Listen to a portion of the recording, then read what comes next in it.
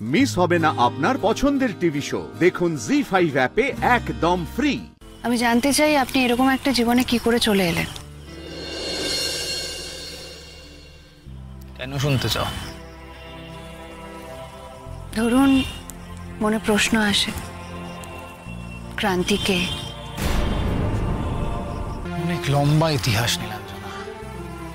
হোক না, রাতটা তো অনেক বড়, আমি শুনতে চাই।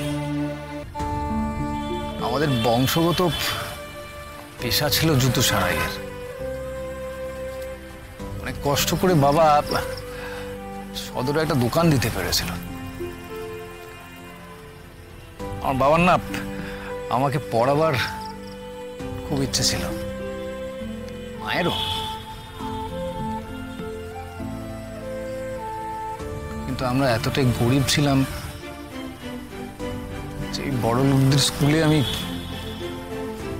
ঠিকতেই পারলাম না। ছেলেরা আমার সঙ্গে বসতে চাইতো না, এমনকি টিচাররাও আমাকে পড়াতে চাইতো না। বার দু একটু স্কুল থেকেই তাড়িয়ে দিল। তারপর ভর্তি হলাম একটা মিশনারি স্কুলে। ফাদার জন আর কমল স্যার আমাকে খুব ভালোবাসতেন। মাধ্যমিকে খুব ভালো র্যাঙ্কও করলাম। খবরের কাগজ খবর করলো জুতো সারের পরিবার থেকে র্যাঙ্ক। 11-12 পর জয়েন্ট দিলাম। একা হাতে কমল স্যার আমাকে পড়াতেন। স্বপ্ন দেখতাম ইঞ্জিনিয়ার হব, বিশাল বড় বাড়ি হবে আমাদের। সারাক্ষণ ঘাড় গুজে পড়তাম, আর উঁচুর দিকে র্যাঙ্কও হলো। দেশের সব থেকে নামি ইঞ্জিনিয়ারিং কলেজে ভর্তি হলাম। হোস্টেলে থাকবো। আমার ক্লাসমেটরা সকলেই খুব ভালো রেজাল্ট করা। কারোর বাবার জুতো সারাইয়ের দোকান ছিল না।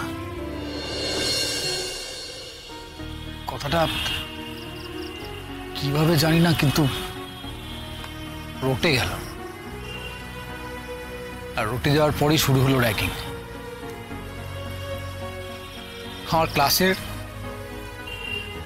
সকলের জুতো পরিষ্কার করার কাজ দেওয়া হলো আমাকে। আমি প্রতিবাদ করলাম। আমি ওদেরকে বললাম যে আমি কিন্তু তোমাদের মতোই একজন ছাত্র, যে অনেক পরিশ্রম করে তোমাদের সঙ্গে পড়ার সুযোগ পেয়েছি। এক নেতার ছেলে, আমার ক্লাসমেট,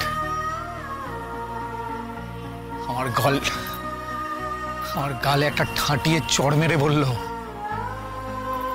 তোর মতো গরিবের ছেলে কখনো ইঞ্জিনিয়ার হতে পারে না। এরই মাঝে বাড়িতে চলছিল অন্য নাটক। সেই নেতার গুন্ডারা হঠাৎ করে একদিন এসে বাড়িতে ভাঙচুর শুরু করলো। বাবাকে হুমকি দিল ছেলেকে যেন কলেজ থেকে নিয়ে আসে। বাবা বলল, না, আমার ছেলে পড়বে। তারপর ওরা বাবাকে পিটিয়ে মেরে ফেললো, আর মাকে তুলে নিয়ে চলে গেল। পরদিন ক্ষেতের মধ্যে আমার মায়ের নিথর দেহ পাওয়া গেল। 8-10 জন মিলে অত্যাচার করেছিল আমার মাকে। এই যে বাড়ি ফিরলাম, তারপর আর কলেজে যাইনি।